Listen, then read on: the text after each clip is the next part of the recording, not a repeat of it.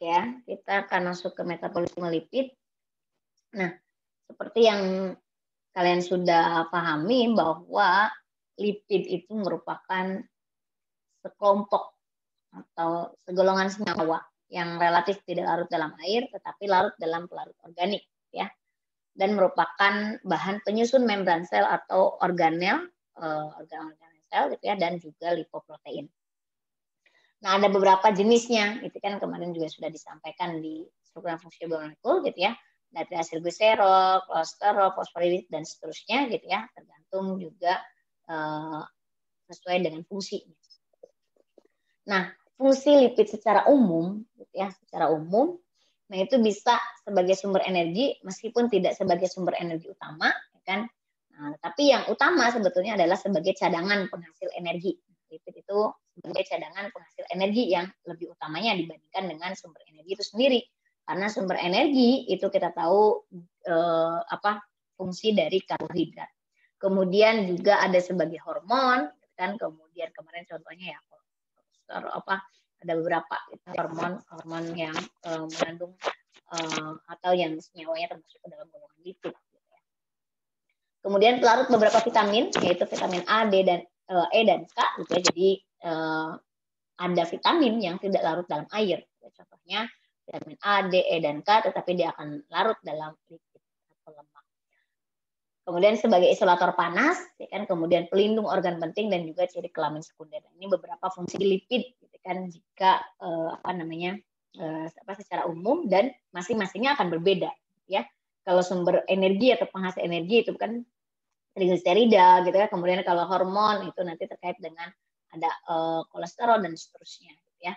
Di masing-masing akan memiliki fungsi yang berbeda. Nah, terkait dengan lipid, makanya kenapa lipid itu orang sering bilangnya lemak, gitu kan? Pada dasarnya ya ada perbedaan, ya kan? Kemarin sudah saya sampaikan bahwa kalau lipid itu tidak selalu lemak, gitu ya, bahwa minyak pun itu juga lipid. Ya, tapi kalau lemak itu merupakan lipid, gitu kan?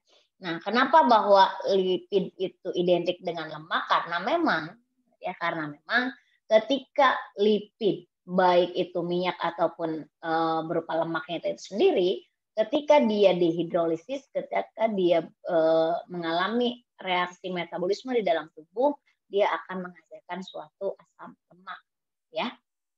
Nah, itu makanya kenapa lipid itu lemak identiknya, gitu ya, karena memang dia akan terhidrolisis menjadi asam lemak. Nah, asam lemak merupakan asam monokarboksilat, ya kan, jadi ada karboksilatnya dan ada gugus alkilnya, ya kan, untuk mengingatkan kembali. Kenapa? Karena nanti yang terjadi di metabolisme ini ya akan terkait dengan asam lemak ini. Nah, kemudian ini gugus asil. Nah, ini ya, ketika kalian gambarkan gugus asil, nah itu adalah RCO R ya di sini ya. Gitu. Kalau di sini masih belum apakah dia OH, apakah dia OR, gitu kan. Ini adalah gugus asil, di mana kita tahu R itu adalah ujung metil dan nanti di sininya adalah ujung karboksil, ya. Alfa, beta, gamma dan seterusnya sampai omega. Nah, makanya kenapa ada omega 3, omega 2, omega 9, omega 6, itu karena ada ikatan rangkap di posisi nomor 6, nomor 7 gitu ya, tergantung omega berapa ya. Kalau omega 3 berarti di nomor 3. Nomor 3 yang mana? Nah, bukan dari karboksil. Karena kalau ujung karboksil itu C nomor 1 kan, maka C sebelahnya adalah C alfa kan, C beta ya kan, dan seterusnya. Terakhir di ujung, nah itu adalah omega. Jadi ketika omega 3, omega 1, omega 3, omega 6, maka ujung di C nomor 3 dari ujung metil ya, ada ikatan rangkap. Nah, asam lemak atau fatty acid gitu ya, FAS gitu ya, itu ada di dalam tubuh kita gitu ya. Jadi di sini disimpan untuk apa kira-kira gitu kan asam lemak. Nah, tadi ketika saya sampaikan bahwa ketika kalian makan lipid gitu ya, termasuk di dalamnya lemak gitu kan, itu akan terhidrolisis gitu kan, atau akan terjadi metabolisme di dalam tubuh gitu kan, itu menjadi asam lemak. Nah, si asam lemaknya nanti diambil oleh sel tersebut untuk apa kira-kira gitu ya, si sel kita atau sel tubuh kita mengambil asam lemak. Nah, ini salah satunya adalah prekursor dalam proses sintesis senyawa-senyawa yang lain, kan? Atau sebagai bahan bakar untuk produksi energi. Kemarin disampaikan di bagian karbohidrat yang terakhir bahwa ada pembentukan energi gitu kan, atau penghasil energi dihasilkan dari selain karbohidrat ya kan, dari biomolekul yang lain ya, salah satunya adalah dari lipid, terutamanya adalah berasal dari asam lemak ya, sehingga nanti akan masuk ke dalam ke dalam metabolisme karbohidrat. Kemudian selanjutnya, selain untuk prekursor sintesis dari senyawa-senyawa lain, kemudian sebagai bahan bakar untuk menghasilkan energi, asam lemak juga diperlukan oleh tubuh itu sebagai untuk substrat untuk keton. Jadi asam lemak itu kan asam karboksilat ya. Nah, itu akan diubah menjadi keton, berarti dia mengalami reaksi reduksi untuk menghasilkan keton body sintesis. Jadi untuk menghasilkan keton dalam tubuh gitu ya, body keton gitu ya, tubuh. Jadi nanti ada istilahnya kenapa keton, senyawa keton di dalam tubuh itu diperlukan ya. Nah, salah satunya di keton dihasilkan itu dari proses asam dari awalnya substratnya adalah asam lemak. Nanti ada penjelasan pada saat untuk body keton itu untuk apa sih sebetulnya gitu ya, diperlukan. Nah, ini sebetulnya juga disampaikan di sini ya. Jadi keton bodies gitu ya may be exported to the other tissue used for energy production. Jadi ini selain juga asam lemak sebagai cadangan energi. Nah, nanti kalau asam lemaknya itu sendiri itu bisa diubah atau dikonversi menjadi badan-badan keton gitu ya. Jadi badan-badan keton yang ada di dalam tubuh, keton-keton yang ada dalam tubuh kita, jadi disebutnya adalah kadang badan keton. Nah, dia akan masuk gitu ya ke dalam ke jaringan-jaringan yang lain gitu ya. Dan nanti itu bisa digunakan untuk menghasilkan energi gitu ya. Nah, kemudian juga beberapa sel itu akan mensintesis asam lemak untuk menyimpan untuk sebagai penyimpanan. Jadi di sini gitu ya, dengan kata lain bahwa asam lemak itu bisa digunakan sebagai cadangan energi dalam bentuk badan keton, atau dalam bentuk nanti sintesis dalam bentuk trigliserida gitu ya, dalam bentuk trigliserida, makanya lemak di dalam tubuh ya. Jadi ada dua asam lemak ketika digunakan sebagai cadangan energi atau simpanan energi, bisa dalam bentuk badan keton atau dalam bentuk trigliserida ya kan, yang lemak yang tampak. Nah, ini lemak gitu kan, itu sangat penting untuk sumber kalori. Jadi mungkin kalau orang yang sering naik gunung gitu ya, ketika membawa makanan itu biasanya akan akan lebih banyak bekalnya itu yang berlemak, kayak misalnya coklat gitu ya, ataupun yang lainnya. Untuk apa? Karena pada dasarnya adalah 30-40% kalori dari diet itu adalah nutrisi gitu ya, dari jumlah makanan yang dikonsumsi oleh kita itu adalah berasal dari lemak gitu ya. Nah, kemudian kita lihat perbandingannya. Kalau lemak itu 100.000 kilokalori, kalau protein 25.000 kalori, sedangkan kalau karbohidrat itu hanya 650 kilokalori gitu ya, kilokalori. Kemudian juga sudah disampaikan kan di akhir, hanya berapa sih yang dikonversi ya kan menjadi bahan bakar yang dari glukosa, mereka hanya sedikit gitu kan.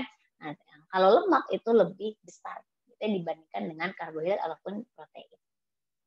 Nah, selain itu juga, nah di sini, jadi lemak, gitu ya, dia menyediakan 60% energi yang dibutuhkan tubuh pada saat istirahat. Jadi pada saat kondisi istirahat itu kan tetap memerlukan energi tubuh kita, gitu ya. Nah, energinya itu berasal dari lemak, gitu ya. 60%-nya berasal dari lemak. Gitu. Nah, kemudian selain itu juga, nah triasilgliserol itu bisa digunakan untuk seseorang gitu kan, agar dia bisa bertahan hidup sampai 30 hari. Nah, jadi kalau triasilgliserolnya banyak gitu ya, yang lemak tampaknya, jadi yang orang gendut dalam tanda kutip, gitu ya, karena triasilgliserolnya banyak, itu bisa membantu seseorang bertahan dari kelaparan sampai kurang lebih 30 hari. Nah, kemudian ini bagaimana proses apa istilahnya penguraian dan juga absorpsi dari lipid gitu ya. Nah, di sini bahwa 98% lipid itu dia sebagai triasilgliserol ya, atau TAG ya, atau TAGS yang dari apa triasilgliserol. Nah, ini struktur triasilgliserol gitu ya, di mana ini merupakan masing-masingnya gitu kan, dia akan berbeda gitu ya. Bisa di sini ada asamnya, ada asam oleat gitu ya, ada asam-asam yang lain juga gitu kan, tergantung dari dari asam lemaknya gitu ya, atau dari sumber lipidnya juga, atau sumber lemaknya. Nah, di sini masing-masing gitu ya. Kalau selalu pasti kalau ujung itu pasti CH2, tapi kalau di tidak di ujung maka ini CH. Jadi triasil berarti ada 3 gitu ya, 3. Kemudian ini adalah gliserolnya gitu kan. Ininya. Kemudian ada 3 asam lemak gitu kan, yang dimaksud dengan triasilgliserol. Nah, ini bagaimana proses istilahnya pencernaan di mulut gitu ya, di mulut. Ini biasanya ada enzim kan, di mana enzimnya itu merupakan aquos gitu ya, dia larutan, dan di sini biasanya akan memberikan efek yang sedikit pada lipid, sedangkan pada lambung nah itu biasanya akan menyebabkan perubahan-perubahan yang cukup besar. Contohnya di sini ada akan diubah menjadi SIM gitu ya. Nanti kalau untuk di mulut gitu ya, dengan aquos, dengan enzim gitu, air ludah gitu ya, itu dia hanya memiliki perubahan atau efek yang sedikit, perubahan ke lipidnya gitu ya. Tetapi baru pada saat yang mulai agak besar perubahannya atau proses pencernaannya gitu ya, itu di perut, baru di perut lipid itu. Ya, makanya kenapa lebih tahan lama gitu ya kalau mengkonsumsi lipid gitu, karena memang proses pencernaannya itu lebih baru di organ-organ yang lebih dalam ya. Nah, ini prosesnya ya, bagaimana bagaimana menghambat, bagaimana dia distimulasi atau dipercepat gitu ya proses pembentukan ataupun juga proses pencernaan lipid gitu ya. Jadi di sini ada gastric lipase, enzim yang berperan pada proses penguraian dari lipid itu sendiri gitu ya. Jadi di sini hanya kurang lebih 10%-nya dari triasilgliserol dia akan dihidrolisis di dalam stomach dan sini. Nah, ini yang tadi saya bilang chyme gitu ya, acidem. Jadi ketika lipid di dalam mulut itu tadi tidak terlalu berpengaruh, tapi baru berpengaruh ke perut. Tapi perut juga hanya sebagian kecil gitu ya. Dia akan menghidrolisis dari triasilgliserol itu di dalam perut, sehingga nanti akan menghasilkan suatu acid sink, baru nanti ini dia akan masuk ke organ-organ selanjutnya ya.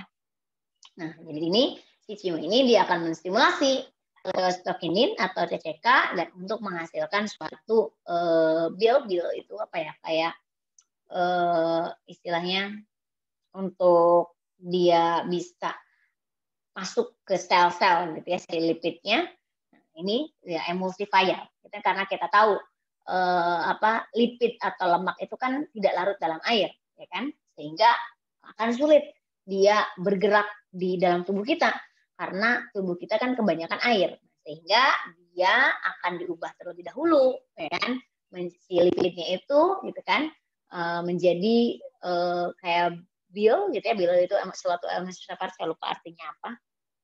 Intinya adalah bahwa si lemaknya itu, si lipidnya itu dia sudah jadi ini gitu ya, bisa larut dalam air, jadi sebagai emulsifier gitu ya. Jadi si dibungkus gitu ya, kayak tadi dia akan menstimulan si kolestokinin karena dihidrolisis oleh enzim dari triacylglycerol menjadi cimetani. Nah, ini bentuknya jadi ini dia itu gitu ya, yang nanti jadi lipid dalam tubuh itu, nah biasanya dalam bentuknya ya ini bil gitu ya. Jadi dia akan masuk sebagai pengemulsi. Jadi dia dalam bentuk emulsifiernya gitu ya. Jadi di sini ada enzim pankreatik lipase, dia akan menghidrolisis bagian triacylglycerol yang tidak larutnya untuk perikatan menjadi balsat misel. Jadi kan kita tahu lipid itu kan tidak larut dalam air, dia larut dalam organik. Jadi ada bagian yang non polarnya, nah bagian yang tidak larut dalam airnya, nah itu dia diikat oleh si bil tadi, ya, sehingga dia akan memungkinkan dia bisa beredar di dalam tubuh kita. Nah, triacylglycerol secara parsial terhidrolisis ya menjadi 2 atau 3 asam lemak, di mana masing-masing dia mempunyai ikatan ester, ya kan, yang dia akan terhidrolisis dan juga akan dikeluarkan. Sehingga triacylglycerol itu biasanya akan menghasilkan suatu, kalau satu itu berarti monoasil gliserol. Ya, jadi gliserol dengan satu asam lemak. Jadi ketika dihidrolisis dari triacylglycerol itu dia akan terpecah si menghasilkan monoasil gliserol masing-masing gitu ya. Ini asam lemaknya, kemudian ini gliserolnya. Ya. Nah, kemudian bagaimana di sini terkait dengan baru minyak, dia akan di istilahnya di droplet gitu ya, akan dalam bentuk misel gitu ya. Jadi kayak ya cairan gitu ya, droplet kayak ludah itu kan sistemnya gitu ya, di droplet. Sehingga di sini dia akan minyak, air, nah kemudian dia akan dibungkus gitu ya istilahnya gitu ya. Jadi dia akan si minyaknya itu dia akan menjadi droplet gitu. Jadi dia membentuk si misel tadi. Sehingga bagian-bagian yang hidrofobik yang tidak benci airnya, dia akan bisa tercover gitu karena dia bentuknya misel. Ya, nah baru setelah itu dari sini dia akan beredar gitu kan ke seluruh tubuh gitu ya, sehingga dia akan mudah nanti diserap oleh tubuh. Gitu ya. Jadi kalau tidak dalam bentuk bilnya atau dalam bentuk misel, maka si lipid itu tidak akan mungkin bisa beredar di dalam tubuh kita, karena kita tahu tubuh kita sebagian besar dari air. Jadi di sini gitu kan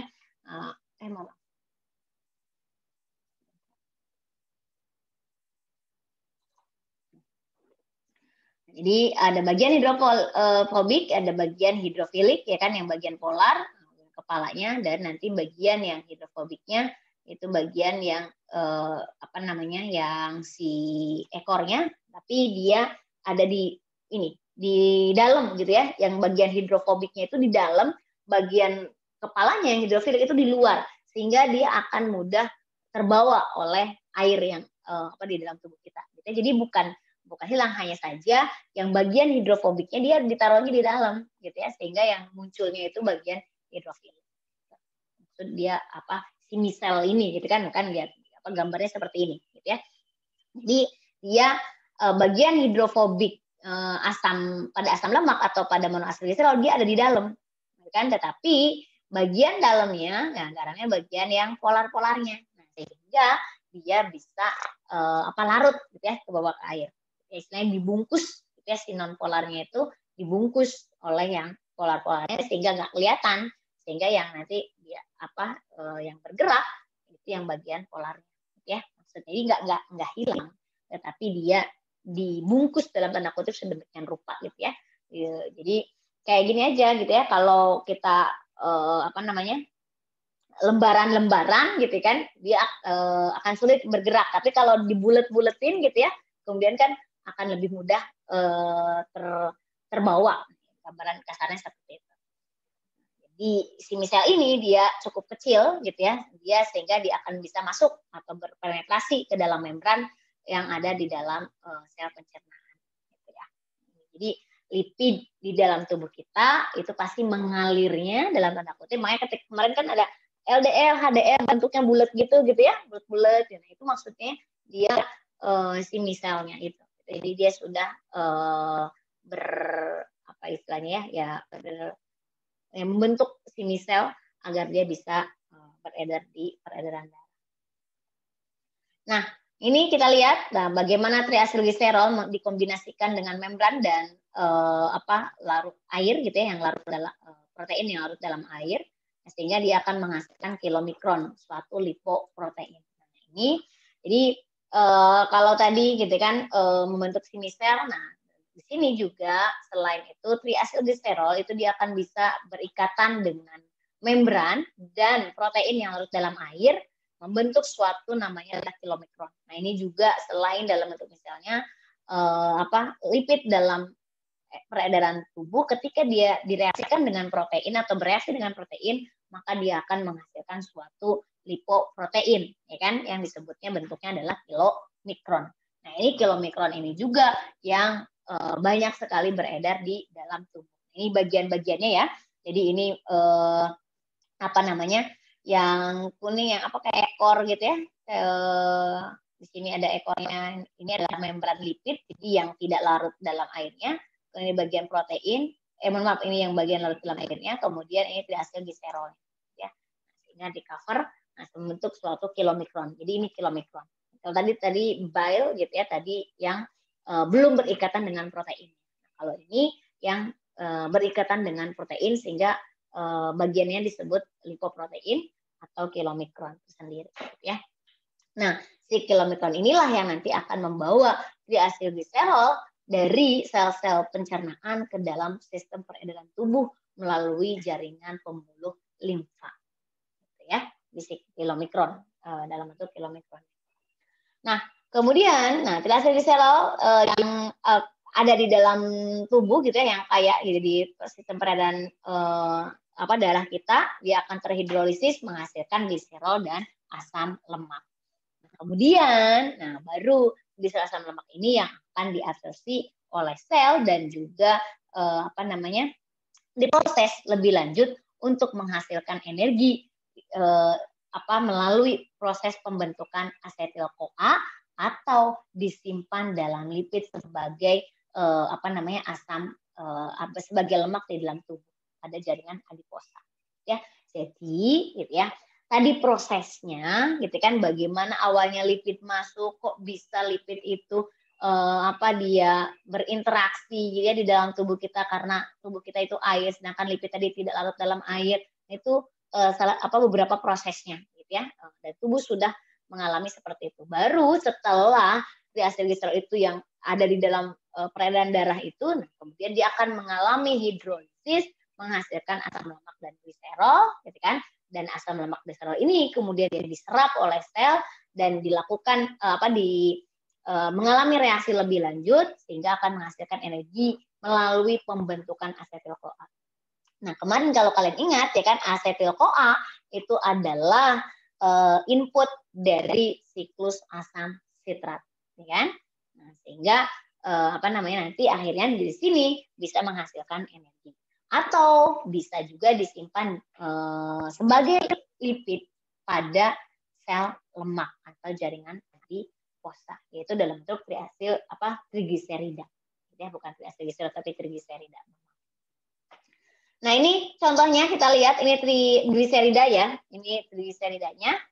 Kemudian dia akan dihidrolisis menjadi gliserol dan asam lemak. Nah, kemudian si asam lemaknya akan dikonversi menjadi asetil-CoA, ya kan? Nah, asetil-CoA itu nanti akan masuk ke siklus asam sitrat, ya kan?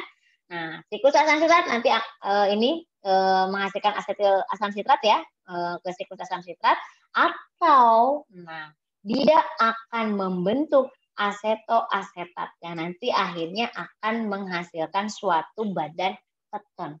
Nah, tadi di awal, ya kan? Jadi bisa sebagai energi, ya kan?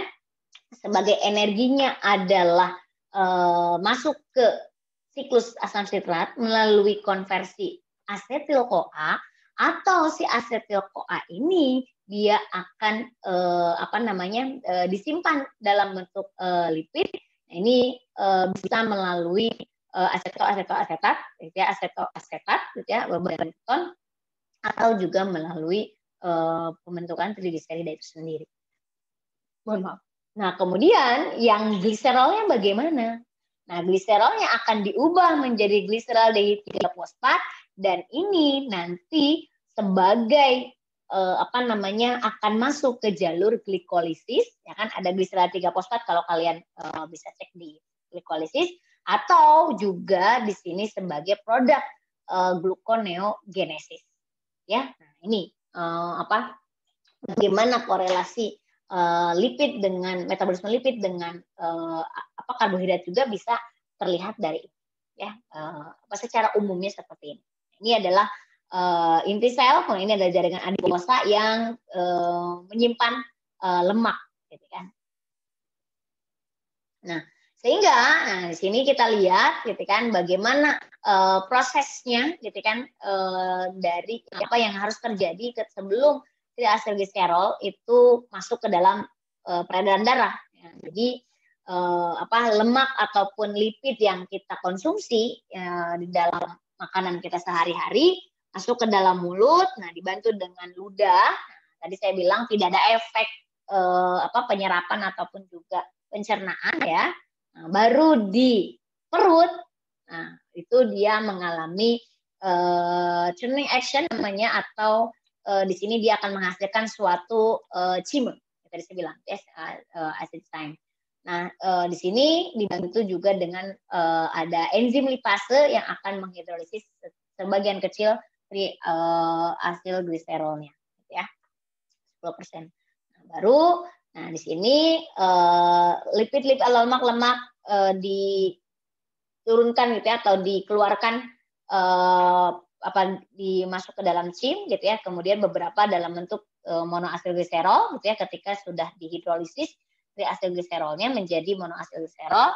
Nah, maka di dalam usus halus, nah, dia akan membentuk bile, gitu kan, sehingga dia akan melarutkan si hidrokarbon tadi, dan ada enzim pankreas yang akan menghasilkan monoasilgliserol sehingga bentuknya akan diubah gitu ya, menjadi asam lemak dalam misel, gitu ya, misel. Jadi kalau CHIM itu di perut, kalau misel itu di usus halus. Kemudian, nah si misel tadi gitu ya, si monoasilgliserol di dalam misel itu dia akan ada di sel usus gitu ya, akan diulang kembali, dibungkus kembali ke dalam triacylglycerol dalam bentuk kilomikron. Dengan kata lain di sini ada protein yang masuk, gitu ya, ada protein yang masuk. Kemudian triacylglycerol dalam kilomikron yang sudah berikatan dengan protein atau lipoprotein, dia akan masuk ke dalam sistem peredaran darah, sistem peredaran darah limfa gitu ya, atau sistem limfatik. Nah, nanti akan masuk ke dalam darah gitu ya. Nah, kemudian triacylglycerol dalam darah dia akan mengalami hidrolisis menjadi asam lemak, ya kan, sehingga ada di aliran darah gitu ya. Kemudian baru dia akan menghasilkan lemak bebas di bloodstream. Nah, nanti dari sini baru terjadi metabolisme secara reaksi-reaksinya gitu ya, lipid untuk menghasilkan energi. Kalau ini, kalau yang proses ini adalah sebetulnya baru proses awalnya, gitu ya, bagaimana lipid masuk ke dalam tubuh, kemudian akhirnya bisa mengalami metabolisme, gitu kan? Dengan dia perlu ada treatment khusus istilahnya gitu ya, untuk sebelum dia melakukan reaksi metabolisme. Berbeda dengan kalau karbohidrat, ya kan, karena karbohidrat dia kan bisa langsung masuk bisa larut dalam air gitu ya, dan ada enzim yang bisa langsung diubah di dalam mulut dan lain seterusnya ya. Kalau lipid berbeda. Makanya kenapa lebih tahan lama ya kan lipid itu, karena prosesnya memang lebih lama gitu ya. Kalau karbohidrat ketika udah langsung kalau energi udah gitu kan selesai, tapi kalau lipid nah, dia akan lebih tahan gitu. Kenapa? Karena prosesnya tadi gitu ya, jadi awet istilahnya dalam tanda kutip kita di dalam tubuh kita itu awet si lipid itu.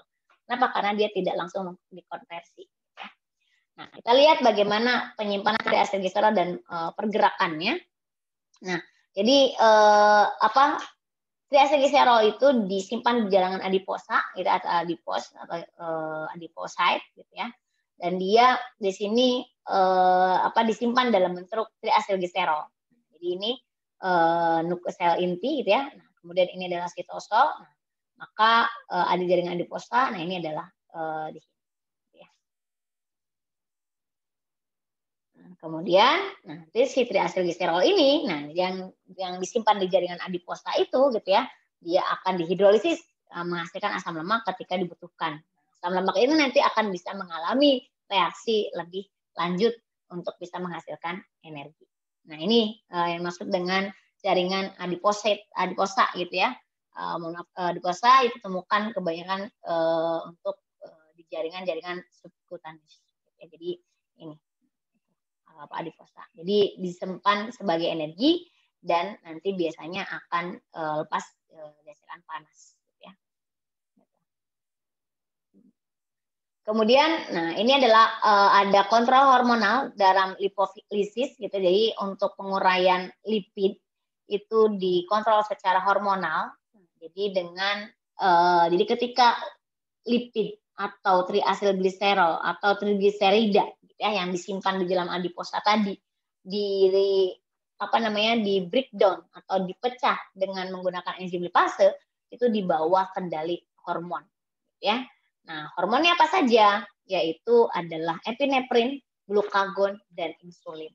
Jadi, makanya kenapa glukagon dan insulin ini kan untuk mengatur kadar gula dalam darah. Nah, ketika bertambah, ketika berkurang, nah ini berperan. Nah, termasuk juga di sini dalam kaitannya dengan trigliserida. Kenapa? Ya, karena kan trigliserida itu bisa dikonversi menjadi glukosa gitu ya. Dengan beberapa tahapan, sehingga memang pengubahannya, pemecahannya itu dikontrol oleh hormon glukagon, insulin, dan juga epinefrin.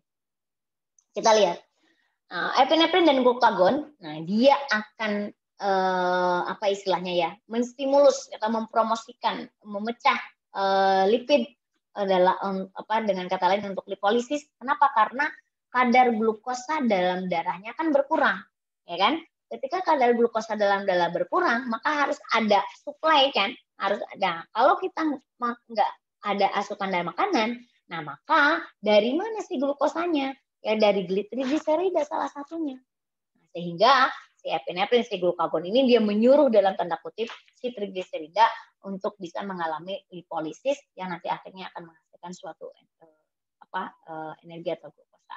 Nah, sedangkan kalau insulin dia menghambat. Kenapa? Karena kadar gula di dalam darah kita sudah sesuai dengan normal. Kalau dia ditambahkan lagi, maka dia akan bisa kelebihan kan, sehingga si insulin itu menghambat lipolisis. Ya. Nah, bagaimana proses mobilisasi atau pergerakan triacylglycerol itu sendiri? Nah, hidrolisis lipid itu terjadi pada jaringan adiposa itu untuk menghasilkan energi. Gitu ya. Jadi trigliserida yang lemak tampak lah kalau gampangnya gitu ya, yang tadi lemak tampak itu makanya kenapa orang gendut dalam tanda kutip cenderung energinya lebih besar gitu karena cadangan energinya dia lebih banyak gitu ya, karena dia akan bisa mengalami hidrolisis untuk bisa menghasilkan energi. Nah, di sini dia dipengaruhi oleh hormon Nah, ini beberapa hormon epinefrin yang tadi saya bilang salah satu yang berperan dalam apa istilahnya mengatur gitu kan, mengatur si lipid yang ada di dalam tubuh kita, ya, si trigliserida yang dalam tubuh kita tuh harus diubah, harus berubah jadi energi gitu kan. Nah, ini dengan epinefrin, sehingga di sini prosesnya bagaimana? Nah, ini kita lihat. Nah, di sini ada adenilat siklase yang aktif dan ada yang tidak aktif. Nah, kalau si epinefrin, nah dia akan mengaktifkan si adenilat siklase ini, dan sehingga di sini dia akan menghasilkan suatu protein kinase. Nah, dia akan mengubah, nah kan di sini adenilat siklase ini dia akan mengkonversi ATP menjadi CMAP. Nah, CMAP ini selanjutnya nanti dia akan mengubah. Jadi awalnya adenilat siklase itu tidak aktif, kemudian diaktifkan oleh epinefrin. Ya, jadi adenilat siklase yang aktif. Kemudian, nah adenilat siklase aktif itu dia akan mengubah, gitu kan, ATP yang ada di dalam tubuh kita itu jadi CAMP. Nah, si CAMP kemudian dia akan mengubah protein kinase. Nah, protein kinase itu adalah protein-protein yang diperlukan oleh tubuh, yang digunakan oleh tubuh untuk proses-proses tertentu ya. Protein kinase salah satunya adalah untuk apa istilahnya metabolisme, gitu ya, untuk metabolisme protein kinase. Yang termasuk juga dia untuk menghambat kanker gitu ya. Jadi pasti yang diambil adalah si protein kinase. Nah, yang awalnya tidak aktif diaktifkan oleh CMAP, kemudian jadi protein kinase aktif. Nah, kemudian si protein kinase aktif ini dia akan mengaktifkan lipase. Lipase itu enzim, itu kan enzim yang menghidrolisis lemak atau lipid menjadi asam lemak dan gliserol. Nah, dia akan diaktifkan oleh protein kinase, nah, sehingga dia akan menghasilkan suatu trigliserol lipase yang aktif, sehingga nanti akan bisa mengubah trigliserida menjadi asam lemak dan gliserol. Dari situ diubah lagi yang tadi prosesnya, yang si asam lemaknya nanti bisa diubah menjadi asetil-CoA tadi, yang nanti masuk ke siklus asam sulfat, ya. Nah, jadi 10% triacylglycerol dia diganti pada jaringan adiposa itu sehari-hari itu dan digunakan untuk energi.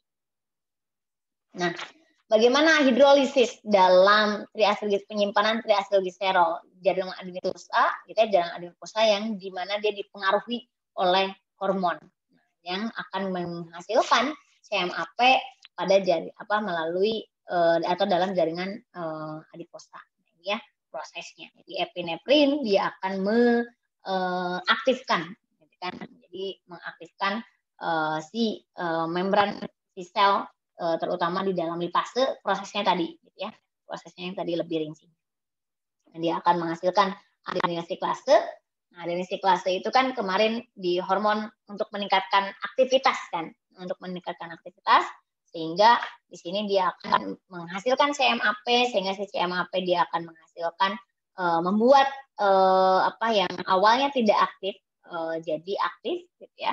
Kemudian dia akan selanjutnya yang aktif ini akan protein kinase, gitu ya, akan menghasilkan protein kinase yang aktif yang akan mengubah triacylglycerol menjadi asam lemak dan gliserol.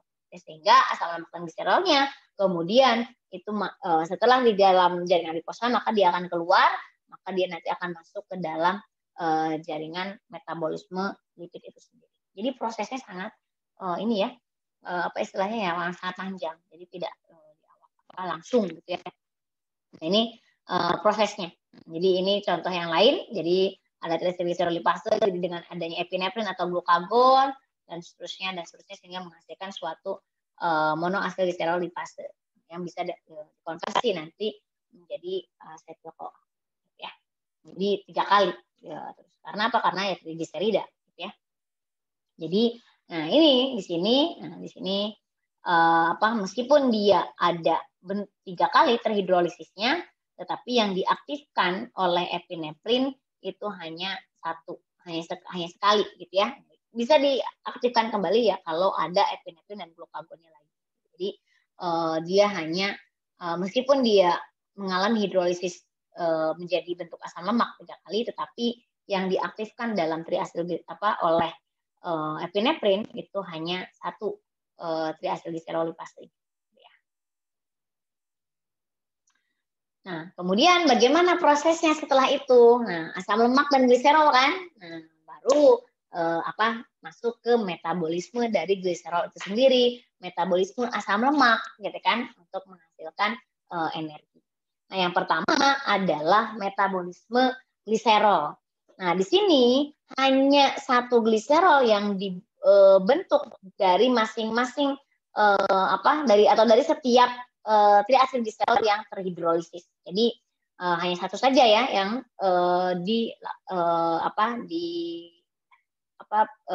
terjadi ataupun direaksikan lebih lanjut atau mengalami reaksi lebih lanjut gitu ya pada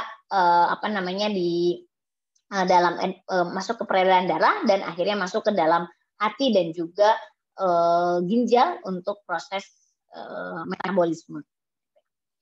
Nah, di sini gliserol ini dia akan mengkonversi atau dikonversi menjadi dua tahapan, menjadi dihidroaseton fosfat dan juga nanti di sini, gitu kan? Jadi awalnya gliserol itu akan diubah menjadi dihidroksiaseton fosfat dengan dua tahap, gitu ya. Nah kemudian setelah itu, nah ini nanti akan dihasilkan suatu intermediate yang nanti akan masuk ke proses glikolisis. Nah ini ya prosesnya nanti pengubahan. Jadi dia ada dua tahapan. Nanti kita lihat tahapannya seperti apa.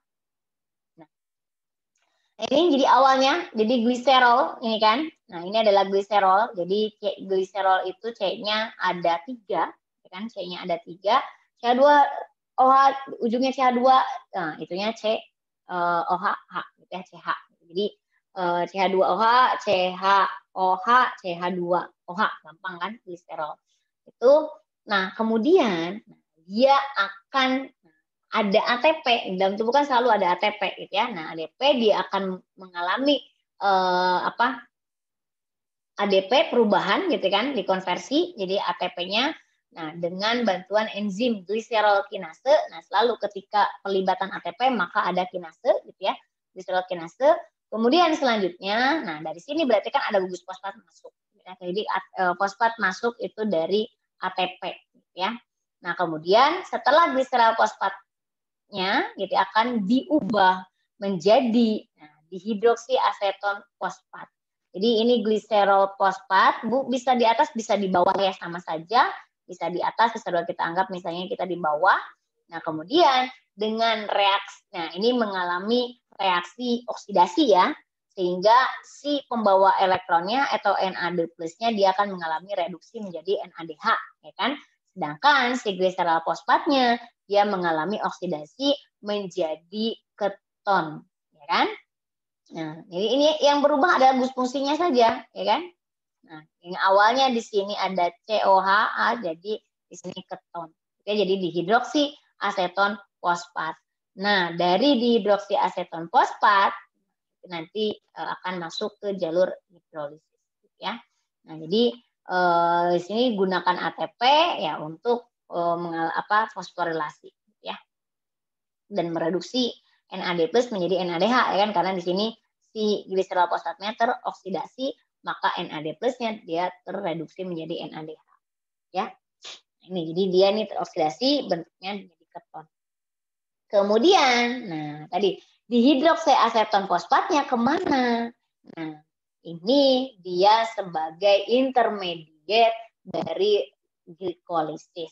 Kan? Kalian cek lagi, betul nggak ada dihidroksiaseton fosfat pada tahapan glikolisis? Kalian cek di reaksi nomor berapa dihidroksiaseton fosfat, pasti setelah setelah reaksi nomor 5 gitu ya. Kalau pada saat reaksi nomor 5 gitu ya. Glikolisis dia akan mengkonversi ya kan si glukosa kan dengan beberapa tahapan menjadi pirufat ya kan, kemudian dengan melalui koenzim Janssen akan diubah menjadi asetil-CoA yang nantinya akan menghasilkan merilis CO2 ya kan. Pada saat koenzim Janssen itu kan dia akan mengubah pirufat menjadi asetil-CoA dengan melepaskan CO2 ya, dan nanti menghasilkan energi. Atau si dihidroksiaseton fosfat itu masuk ke jalur gluconeogenesis, yaitu jalur penghasilan glukosa bukan dari karbohidrat, ya kan? Ini kan dari lipid. Jadi gluconeogenesis atau bisa masuk ke glikolisis, ya. Jadi dia akan menghasilkan membuat glukosa dari jalur non karbohidrat. Jadi bisa langsung masuk ke glikolisis, ya kan? Atau dia masuk membuat glukosa dulu. Kalau yang ini itu tidak diubah dulu ke glukosa, gitu ya, masuk ke jalur glikolisis. Tapi kalau gluconeogenesis dia akan masuk dulu ke glukosa, gitu ya, masuk glukosa dari jalur non karbohidrat. Ya, jadi di sini adalah koneksi metabolisme lipid dengan metabolisme karbohidrat. Ya. Nah, kemudian asam lemak juga bisa dihasilkan menjadi energi, gitu kan? Atau menghasilkan energi. Nah, dengan cara apa? Nah, kita lihat reaksi yang diperlukan untuk asam lemak menjadi energi adalah reaksinya oksidasi. Mungkin kalian pernah mendengar oksidasi asam lemak. Ya, oksidasi asam lemak itu adalah suatu reaksi yang diperlukan si lemak atau si lipid tersebut untuk mengkonversi menjadi energi. Ya, kita lihat bagaimana tahapan oksidasi asam lemak ini. Ya, nah, kita lihat ini ada contoh asam lemak ya, bagaimana proses penomorannya. Ini kan asam karboksilat ya, ini C nomor 1, ini kan tadi saya sampaikan di awal juga ya, saya asam lemak. Ini C nomor 2, C nomor 3, tapi ini disebutnya adalah C alfa, ya kan, C beta, kemudian ujung metil itu omega, ya kan? Ini juga satu lagi. Nah, kemudian nanti akan menghasilkan selanjutnya adalah oksidasi asam lemak. Nah, ini gambaran tadi ya, proses absorpsi lipid yang tadi droplet tadi bile tadi gitu ya, yang dia dibungkus terlebih dahulu gambarannya. Kalau tadi tidak ada gambar, ini ada gambarnya lebih detail gitu ya. Nah, ini kilomikron juga ya. Nah, proses-prosesnya bagaimana bentuknya dari awal yang triacylglycerol kemudian menjadi misel tadi gitu ya. Ini gambaran-gambarannya.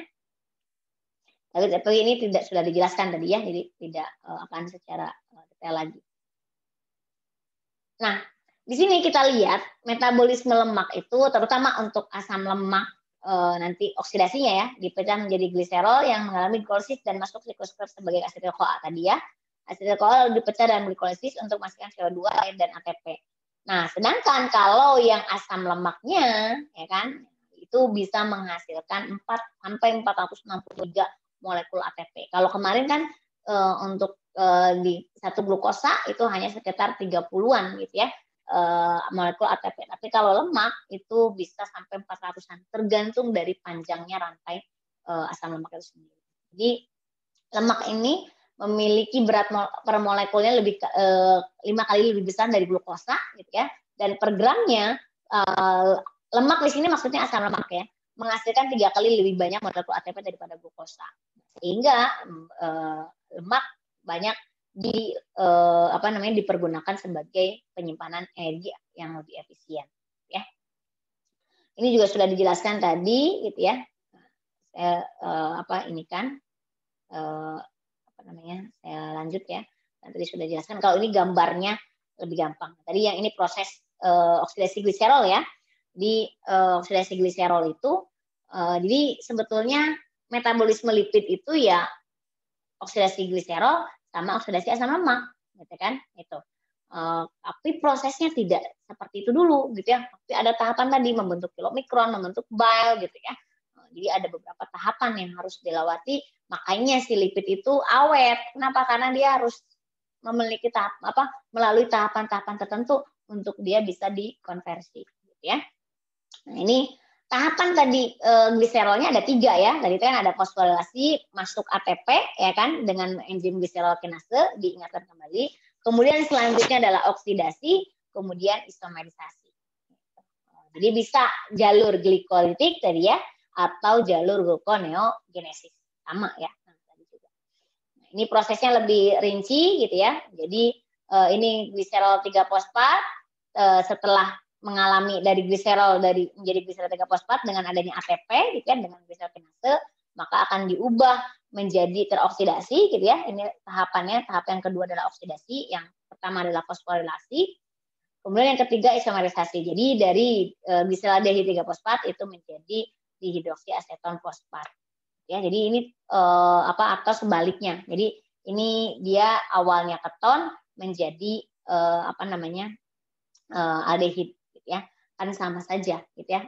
Kita tahu isomer aldehid dengan keton itu saling isomer fungsional. Jadi bisa mengalami isomerisasi gitu ya.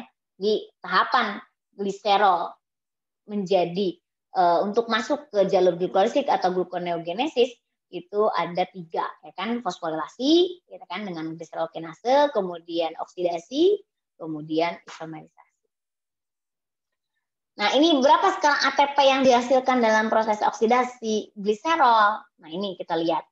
Jadi dari gliserol ke gliserol 3 fosfat itu kita membutuhkan 1 ATP kan? Nah, jadi minus 1 ATP.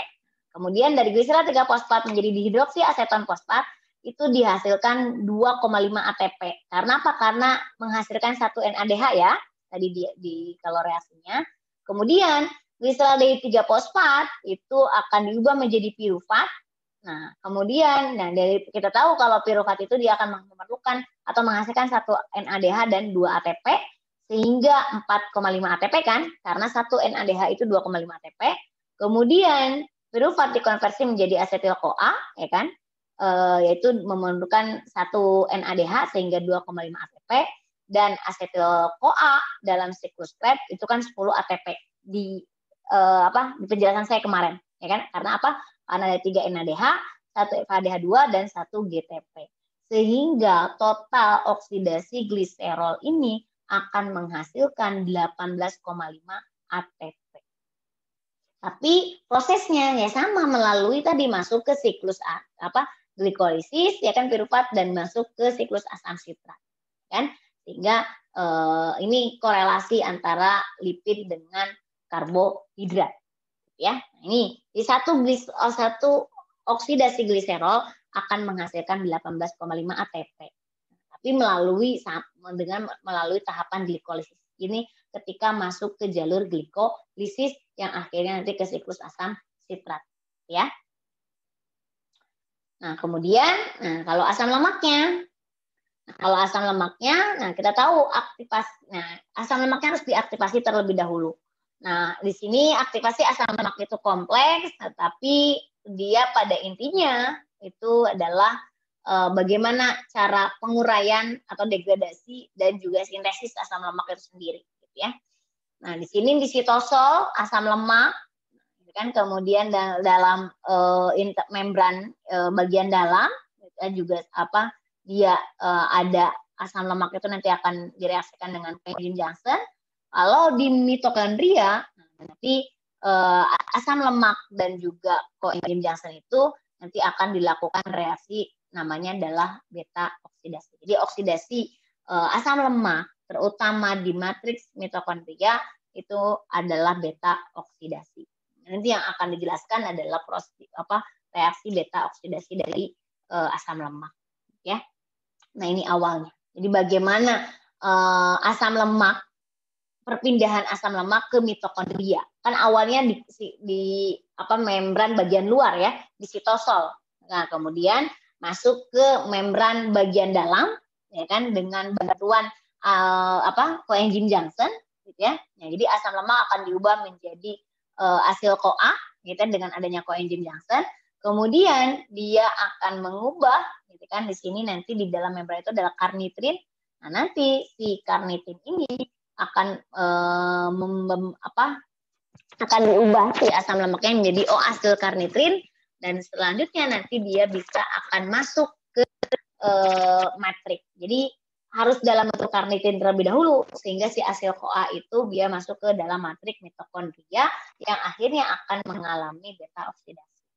Nah, bagaimana beta oksidasinya? Nah ini, jadi seperti saya bilang gitu ya, tahapannya tuh hanya tadi di oksidasi gliserol, oksidasi beta oksidasinya sama MAC gitu ya. Hanya tadi dia melalui serangkaian-serangkaian, oh ini masuk dulu ke ini, masuk dulu ke sini gitu ya. Sehingga menyebabkan tadi ketika kita makan lipid atau lemak itu pasti akan jauh lebih lama karena prosesnya lebih lama ya. Nah, di sini kita lihat proses yang pertama jadi ketika asam lemak sudah masuk ke matrik mitokondria berarti sudah berikatan dengan koenzim Janssen yaitu dalam bentuk asil CoA ya. Nah, si asil CoA ini kemudian dia akan mengalami oksidasi pertama.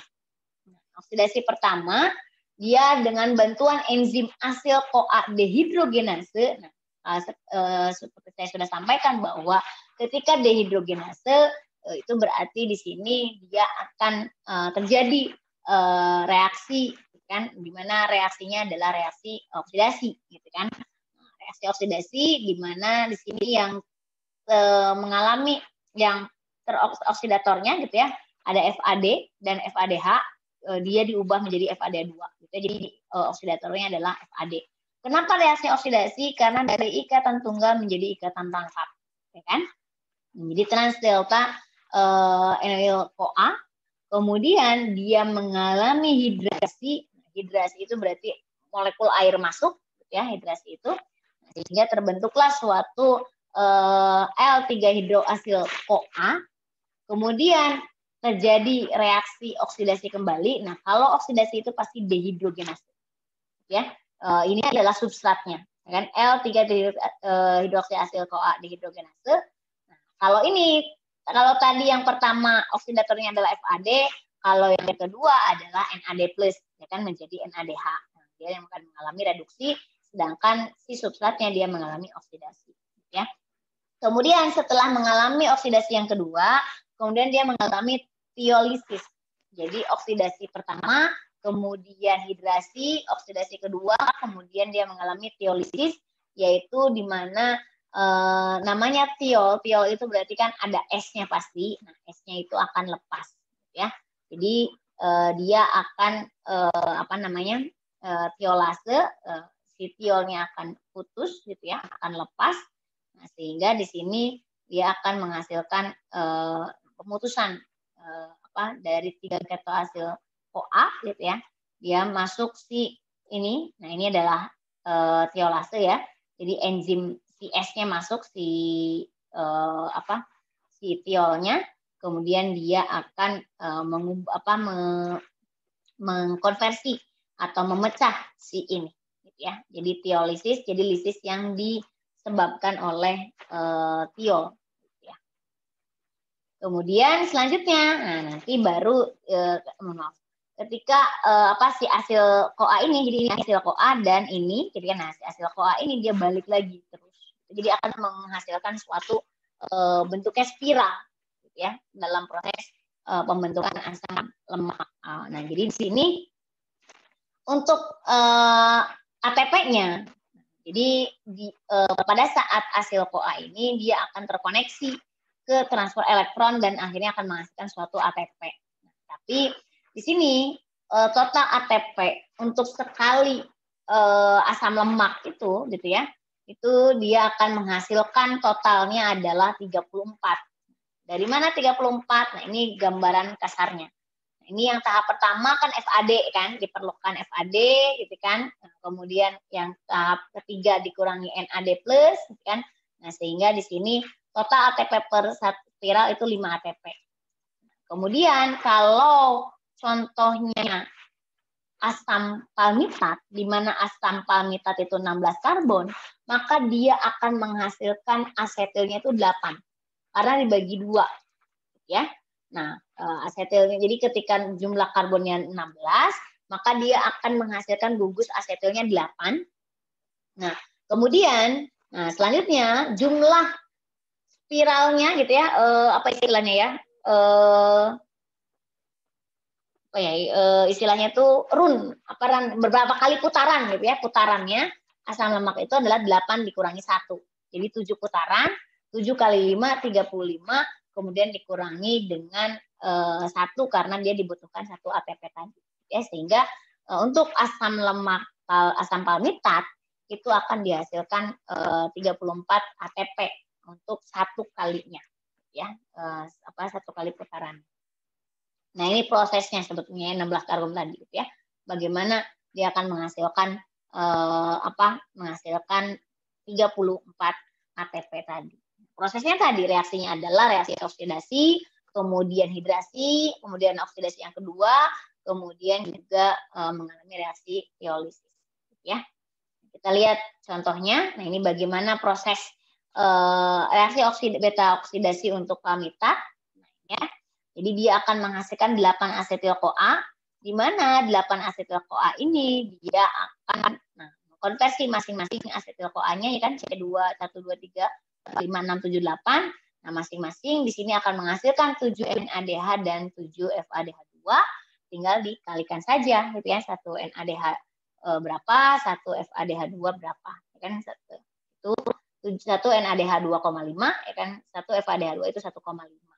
Ya, sehingga kalau dihasilkan secara keseluruhan, dia akan menghasilkan 31 NADH dan 15 NADH, ya kan. Nah, kemudian dikalikan masing-masing ATP-nya. Nah, sehingga ini ATP untuk asam palmitat itu totalnya adalah sekitar 90 sampai 100 ya. Ini 100, sorry. Ini 100 ATP untuk asam palmitat untuk keseluruhan, ya. Jadi banyak sekali ATP yang dihasilkan dalam oksidasi asam lemak, ya. Contohnya itu asam palmitat. Kalian bisa mengambil asam-asam lemak yang lain, ya.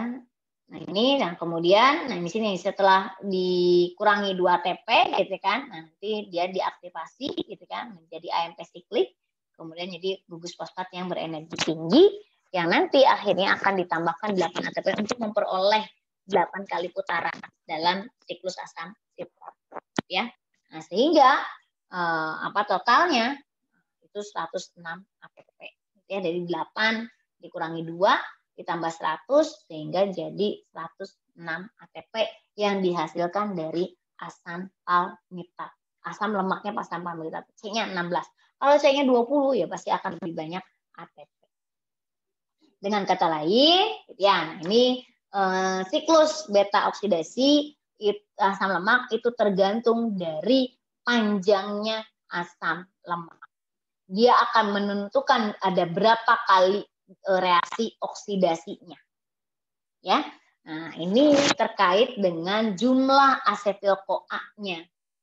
Jadi kalau asamnya 16 tadi kan, atom karbonnya pada asam lemaknya 16, asetil-CoA-nya kan dibagi 2 karena C2 gitu ya, jadi 8. Sedangkan siklus putaran beta oksidasinya adalah 8 dikurangi 1 gitu ya, atau 6 dikurangi 1 tadi. Jadi jumlah asetil-CoA-nya dikurangi 1. Ya, kalau 12 berarti ada 6 asetil-CoA. Kalau 14 berarti 7 asetil-CoA gitu ya. Kemudian kalau 18 berarti 9, tinggal nanti siklus beta oksidasinya tinggal dikurangi 1 dari masing-masing jumlah asetil-CoA-nya. Ya, sehingga nanti akan bisa berapa energi yang dihasilkan, ya. Nah, kemudian selanjutnya itu proses bagaimana metabolisme lipid, gitu ya, terutama asam lemak. Jadi asam lemak itu menghasilkan energi dari reaksi beta oksidasi. Tapi tahapannya pada saat beta oksidasi itu ada oksidasi yang pertama, kemudian hidrasi, oksidasi yang kedua, kemudian juga ada piolisis, gitu ya. Tapi pada umumnya pada konsepnya adalah reaksi oksidasi, ya. Nah, sedangkan kalau yang gliserol tadi melalui ada tahapan oksidasi juga melalui fosforilasi, ya kan, kemudian oksidasi dan juga isomerisasi. Nah, selanjutnya, bagaimana ketika di lipid itu bisa mengalami selain katabolisme juga anabolisme, Jadi sintesis asam lemak, kan? Nah, di sini terjadi secara umum atau kebanyakan itu di hati dan jaringan adiposa, kan? Yaitu di jaringan di gland mammary namanya, ya. Jadi dan dengan bantuan adanya laktasi, ya. Kemudian selain itu juga bisa terjadi di sitoplasma, ya. Jadi sintesis asam lemak dan juga penguraiannya itu terpisah, gitu ya. Jalannya itu terpisah ataupun jalannya terpisah, nah letaknya pun juga biasanya terpisah, gitu ya. Nah, ini bagaimana proses pembentukan, gitu kan, asam lemak, gitu kan. Jadi sebetulnya prosesnya hampir sama, gitu ya, dengan dengan proses pada karbohidrat atau dari proses si katabolisme itu sendiri. Hanya saja, nah ini dia dibalik, gitu kan. Jadi prosesnya, nah yang pertama itu nanti kita tahu di sini ya ada pertama adalah pirufat, gitu kan. Pirufat masuk, gitu ya, yang dihasilkan dari proses glikolisis, gitu kan. Nah, nanti akan dikonversi, ya kan, menjadi asetil-CoA melalui Cohen Janssen. Nah, kemudian nanti ada sitrat. Nah, nanti di sini, gitu kan, ini proses siklus asam sitrat, gitu ya. Nah, nanti di mana siklus asam sitrat ini, itu kan ada asam karboksilat, gitu kan. Nah, di situ merupakan sintesis dari asam lemak sebetulnya, gitu ya. Jadi korelasinya itu. Kita lihat lebih rincinya. Jadi reaksi pembentukan asam lemak itu ada 5, yaitu pertama menyiapkan prekursor melalui turunan tioester. Kemudian yang kedua adalah reaksi kondensasi terhadap prekursor tadi, kemudian reaksi reduksi, kemudian reaksi dehidrasi dan reduksi kembali. Jadi pada dasarnya kalau katabolisme asam lemak itu oksidasi, nah sebaliknya anabolisme asam lemak itu kebanyakan adalah reduksi, gitu ya. Nah, reaksinya baik kondensasi, reduksi, dehidrasi, ya. Nah, kita lihat ini karena fase pembentukan asam lemak itu, gitu ya, dia panjang, fase perpanjangannya dimulai dari awalnya adalah pembentukan asetil ACP dan juga malonil ACP. Nah, asetil transasilase, gitu ya, di sini, dan malonil transasilase atau ACP itu nanti dikatalisis oleh ini, asetil transasilase dan malonil transasilase untuk mengkatalis asetil ACP dan malonil ACP. Nah, prosesnya bagaimana? Asetil-CoA, kan? Asetil-CoA, nah kan kita diperlukan itu pada saat coenzim Janssen dihasilkannya. Nah, dia akan direaksikan dengan si ACP, asetil ACP. Nah, kemudian, nah di sini dia akan menghasilkan asetil ACP, gitu ya. Jadi dibalik, reaksinya substitusi, dan juga malonil CoA ditambah dengan ACP sehingga akan menghasilkan reaksinya adalah malonil ACP plus CoA. Kita lihat lebih mudahnya adalah dari sini. Ini adalah asetil CoA, ya kan? Asetil CoA. Nah, kemudian dia mengalami enzim, ada asetil CoA ACP transasilase, sehingga di sini ada sulfur masuk, gitu kan? Kemudian dia keluarkan lagi sehingga dari asetil CoA menjadi asetil ACP. Jadi CoA-nya diganti dengan ACP, ya. ACP, begitupun juga malonil CoA. Malonil CoA diganti dengan malonil ACP, ya. Nah, kemudian selanjutnya asetil ACP dan malonil ACP itu dia mengalami reaksi kondensasi, nyatu. Nah, kondensasi itu reaksi penyatuan dalam tanda kutip, gitu ya. Jadi reaksi mengalami kondensasi dengan melepaskan molekul CO2, gitu ya. Jadi di sini asetil ACP dan malonil ACP itu akan dia mengalami reaksi membentuk asetil ACP. Kalian sudah belajar senyawa organik polifungsi, ya. Kondensasi Claisen, kondensasi aldol, ini adalah karbonil, ya kan? Nah, sehingga itu reaksinya ini adalah kondensasi Claisen. Kemudian dia akan menghasilkan suatu asetil ACP, ya. Jadi awalnya ya prosesnya, mekanismenya, ya mekanisme reaksi kondensasi Claisen, ya. Ini dengan bantuan enzim asil malonyl ATP condensing enzim. Jadi di dalam tubuh juga terjadi reaksi kondensasi Claisen atau kondensasi Claisen ya. Ini contohnya pada saat proses sintesis asam lemak. Ini. Kemudian selanjutnya itu reduksi. Setelah reaksi kondensasi itu reduksi. Namanya reduksi berarti dia diubah menjadi misalnya dari yang tidak ada ikatan rangkap menjadi tidak ada ikatan rangkap, atau dari di sini adalah karbonil ya kan menjadi alkohol. Itu kan reaksi reduksi ya. Reaksi yang bisa terjadi pada aldehid atau keton itu reaksi reduksi menghasilkan suatu alkohol ya. Ini prosesnya dari asetoasetil ATP. Saya tidak akan terkait dengan mekanismenya ya. Mekanismenya kalian harus sudah paham. Itu konsepnya ada di senyawa organik polifungsi. Pada saat saya menjelaskan waktu itu aldehid dan keton. Nah, ini enzimnya yang terlibatnya ada beta ketoasil ATP reduktase. Jadi ya prosesnya reduksi, dia akan mereduksi senyawa di sini dari keton menjadi alkohol. Bu, kenapa tidak yang ini? Sekali lagi, di dalam tubuh itu ada enzim, spesifik enzim itu. Sehingga tidak perlu ada gugus pelindung untuk melindungi gugus fungsi yang ini. Ya, karena enzimnya khusus. Berbeda kalau di laboratorium, bisa jadi ininya harus dilindungi terlebih dahulu. Ya. Kemudian selanjutnya setelah reduksi adalah dehidrasi. Nah, dehidrasi itu berarti dia dengan melepas dehydration. Berarti D itu penghilangan, hidrasi itu air, jadi dengan pelepasan molekul air. Ini yang dilepaskan molekul airnya yang ini. Nah, ini kan melepaskan molekul air sehingga menjadi ikatannya rangkap. Kenapa? Karena elektron yang ada di sini dia dikasih ke sini, gitu kan? H-nya diambil oleh O yang ini, gitu ya. Diserang oleh H sehingga jadi OH2 di sini dia akan lepas menjadi H2O, gitu ya. Konsep mekanisme reaksinya kan seperti itu. Tapi saya nggak perlu menjelaskan di sini. Kemudian tahap selanjutnya yaitu reduksi lagi. Dari tadi ikatan rangkap, namanya reduksi, berarti jadi tidak ada ikatan rangkap. Dan ini dengan bantuan enzim enoyl ACP reduktase. Ya. Ini dari NADPH menjadi NAD+, ya, yang dia mengalami oksidasinya, sedangkan substratnya dia mengalami reduksi. Ya. Jadi dia hanya mereduksi ini saja dengan bantuan enzim. Dan selanjutnya di sini pada reaksi di yang kedua, maka akan mengalami reaksi kondensasi kembali, gitu ya.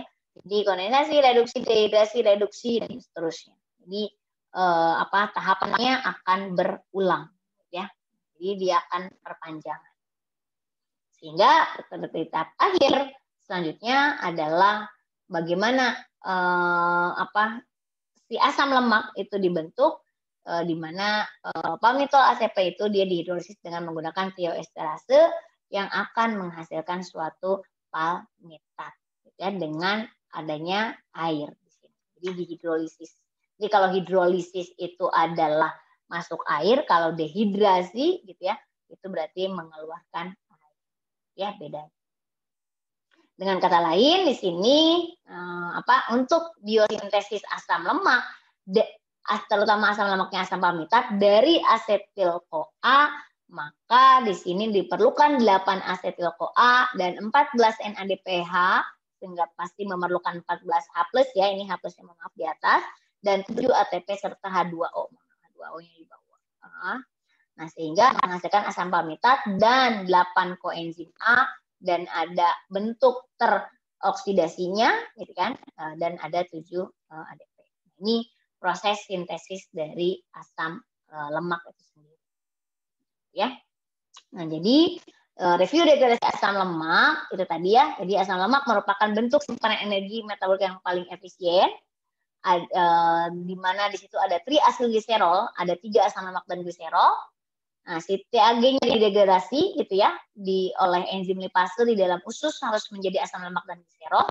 Sedangkan asam lemaknya melewati nanti dinding usus halus dan selanjutnya nanti dia akan ditransfer ke dalam sel darah atau ke dalam darah itu dalam bentuk kilomikron, ya.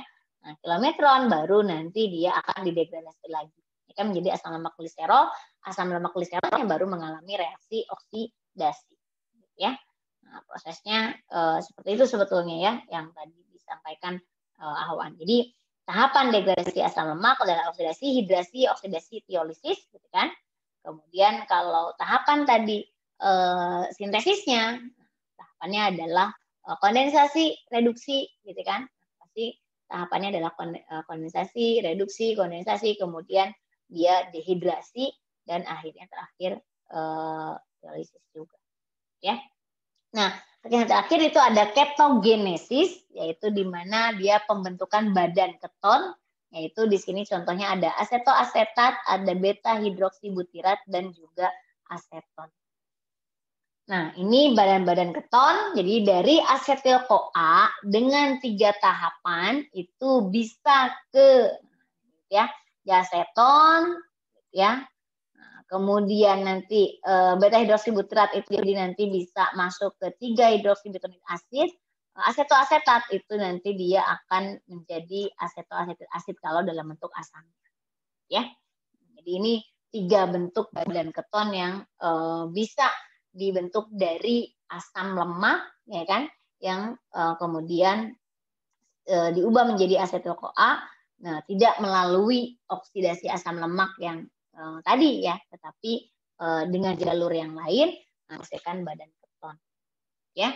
Nah, ini jadi asetil-CoA yang tadi dihasilkan pada saat proses penguraian asam lemak itu sendiri, gitu ya. Nah, kemudian dia akan menghasilkan suatu asetoasetat dan akhirnya akan menghasilkan asetat atau juga bisa beta hidroksibutirat tadi, ya. Nah, jadi disebutnya senyawa-senyawa keton ini itu disebutnya adalah badan keton, bentuk badan keton. Nah, ketosis itu terjadi pada pada diabetes, jadi kadar gulanya tinggi, kadar lemaknya gitu ya, dan juga pada saat kelaparan. Nah, maka di sini badan-badan keton terakumulasi dan biasanya ketika kondisi dalam keton itu asam, maka dia di dalam darahnya pH-nya biasanya di antara 7,4. Jadi agak asam gitu ya. 7 meskipun netral tapi dia berbeda dengan kalau tidak ketosis. Nah, pembentukannya namanya adalah ketogenesis. Jadi pembentukan badan-badan keton ya disebutnya adalah ketogenesis. Prosesnya ya dari asetil-CoA menjadi aseton dan beta hidroksibutirat. Prosesnya ini, gitu ya. Jadi prosesnya dari 2 asetil-CoA diubah menjadi asetil-CoA dengan bantuan enzim tiolase, gitu kan. Kemudian dari asetil-CoA ya kan dengan bantuan HMG-CoA sintase dia akan mengubah asetil-CoA menjadi CoA-SH. Nah, sehingga setelah itu dia akan dengan bantuan HMG-CoA liase di lisis di ininya, maka akan mengeluarkan asetil-CoA dan juga asetoasetat. Nah, asetoasetat dia dikonversi dengan melepaskan CO2 menjadi asetoasetat dekarboksilase. Nah, atau dia mengalami reaksi reduksi, jadi kan ini adalah reduksi dari asetoasetat menjadi hidroksibutirat, itu dia mengalami reduksi karena karbonil awalnya menjadi alkohol, ya. Nah, ini proses bagaimana ketogenesis atau pembentukan badan keton ya, yang ada di dalam tubuh. Nah, ini prosesnya ya. Jadi metil-CoA tadi yang oksidasi ya, oksidasi ini dari asam lemak kemudian mengalami beta oksidasi menghasilkan asetil-CoA. Nah, si asetil-CoA-nya tidak masuk ke siklus asam sitrat selain sisanya gitu ya. Jadi kalau berlebih, nah itu lihat ini gambarannya begini. Jadi ini adalah asam lemak, ya kan? Ketika sudah teraktivasi, kemudian mengalami beta oksidasi menjadi asetil-CoA yang nanti akan masuk ke siklus asam sitrat. Kalau berlebih, nah ini si asetil-CoA-nya berlebih, maka akan dibuat menjadi badan keton melalui proses ketogenesis, ya prosesnya. Dan keton ini bisa digunakan sebagai sumber energi untuk di beberapa jaringan. Ya. Sehingga nanti diubah lagi, dikonversi lagi, balik lagi ke asetil-CoA, masuk ke sikloasen. Terus-terusan. Jadi kalau reaksi di dalam tubuh itu ya, ini ya, biasanya ada siklus. Jadi balik lagi ke sini, balik lagi ke sini. Dengan bantuan enzim-enzim tertentu, bisa berbeda. Ya. Jadi ini apa yang terjadi pada 2 asetil-CoA-nya? Ya balik lagi nanti ke menghasilkan 6 NADH, 2 FADH, dan 2 GTP, sehingga total dihasilkan adalah 20 ATP. Ya, 15 dari 6 kali 2,5, 2 dikali 1,5, ya kan, kemudian 2 dikalikan 1. Jadi total untuk badan keton dari konversi satu badan keton menjadi 2 asetil-CoA, nah itu akan menghasilkan 20 ATP dari badan keton. Ya, jadi biasanya badan keton diperlukan ketika ATP yang dihasilkan dari badan keton itu untuk pada saat kalian kelaparan biasanya, ya, ataupun pada kondisi-kondisi tertentu, ya. Sehingga ini prosesnya ya, yang kemarin sudah dijelaskan, saya jelaskan. Jadi per asetil-CoA itu kan 10 ATP untuk tahapan siklus asam filtrat. Ini tadi juga sudah ya. Di ininya lebih rincinya sebetulnya sih ini. Kalau kalian nanti di ini karnitrin tadi ya, untuk bisa masuk si asam lemak ke mitokondria itu dalam bentuk karnitrin tadi. Oke, sampai sini ada pertanyaan. Sebenarnya ini hanya penjelasan yang tadi gitu ya, dari sisi yang berbeda gitu ya. Ini tadi yang asam palmitat yang 106. Ini tambahan tahapannya sebetulnya. Bisa kalian baca untuk kalau yang berbeda gitu ya. Oke, ada pertanyaan terkait metabolisme lipid. Memang prosesnya itu lebih ini ya, istilahnya lebih lambat. Kenapa? Karena perlu proses-proses lebih lanjut dulu gitu ya. Nah, kayak ini gitu ya. Jadi awalnya gitu kan lipid, di absorpsinya baru di stomach gitu ya. Nah, kalau di mulut tidak ada gitu kan. Kemudian stomach juga baru bentuk chyme gitu ya, sehingga masuknya baru ke usus halus gitu ya, dan seterusnya. Jadi di sini lipid dalam proses pencernaan gitu ya, diabsorpsi masuk ke dalam aliran darah sebagai lipoprotein dalam bentuk kilomikron, dalam bentuk kilomikron ya kan, baru nanti dia di sini akan disekresikan dalam bentuk feses, atau nanti dia bisa disintesis dari karbohidrat dan protein gitu ya, atau dioksidasi menjadi energi, dikonversi ke otak dan juga jaringan-jaringan saraf gitu, yang nanti bisa disimpan di dalam jaringan adiposa gitu kan, kemudian nanti bisa dihasilkan energi ketika dibutuhkan prosesnya. Jadi ini secara umum ketika fungsi lipid di dalam proses metabolisme gitu ya. Jadi, intinya adalah ya oksidasi gliserol, oksidasi asam lemak. Tapi ketika tadi asetil-CoA-nya, asetil-CoA kan untuk sebagai oksidasi asam lemak ya. Ketika asetil-CoA-nya berlebih, bisa dikonversi menjadi badan keton atau senyawa-senyawa keton yang juga nanti bisa disiapkan untuk cadangan energi. Jadi cadangan energi di dalam tubuh kita itu bentuknya banyak. Bisa glikogen, bisa badan keton, bisa trigliserida, ya kan? Sehingga kalian pada dasarnya sebetulnya tidak akan mati sampai tadi 30 hari kan, pada dasarnya. Tapi kan mungkin lemas iya, gitu ya. Tapi pada dasarnya kalian bisa hidup sampai kurang lebih 30 hari. Oke, sampai sini ada pertanyaan? Pas sampai 11. Bu, izin bertanya. Oke, silakan. Fajar. Kalau ya. proses... Oh iya, mohon maaf ya. Kemarin ya, mohon maaf. Tadi linknya nggak di ini. Mohon maaf yang reg. Oke, gimana Fajar? Bukan proses biosintesis asam lemak itu terjadi di di sitoplasma kan Bu ya? Di sitosol, ya. Ya, kalau untuk molekul pembawa proses biosintesis untuk proses asam lemak itu apa, Bu? Nama molekulnya itu? Gimana maksudnya nama molekul apa? Nama molekul pembawa untuk proses biosintesis pada asam lemak itu sendiri, Bu. Oke, sebentar. Saya matiin dulu ininya.